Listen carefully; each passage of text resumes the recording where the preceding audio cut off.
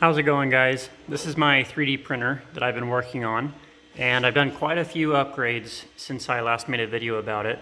I have this little fan upgrade thing that it basically blows the air in and around the print to solidify the plastic faster on the hotbed.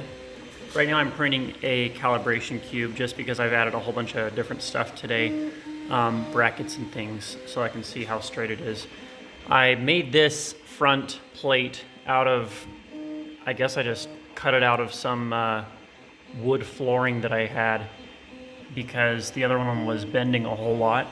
And around here, I printed this brace today. You can't see it very well, it's red. It's that burgundy color one. Which is keeping this motor in place because the back plate was also bending quite a bit. And then I have this filament holder up here on top, which allows it to pull it pretty easily. I've got a drill bit holding it in place right now.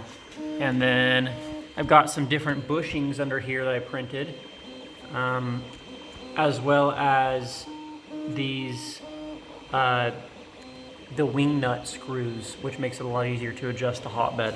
So that's how it's going right now. I'm still working on making my other printer, the one that I was going to do homemade, but I was having some issues today, so I ordered another Arduino Uno because I think that's what my problem is. So anyway, thanks guys for watching. Let me know in the comments, I guess, if you'd be more interested in seeing stuff about this printer. I realized this is kind of a knockoff of a knockoff. It's a cheap knockoff of the Anet A8 with like balsa wood or something. It was a super cheap one I found on Amazon, but the original is the Anet A8, and so it has the same software and everything, just none of the files that I find on Thingiverse or anything actually fit this because the wood frame is so much thinner, so it's kind of annoying.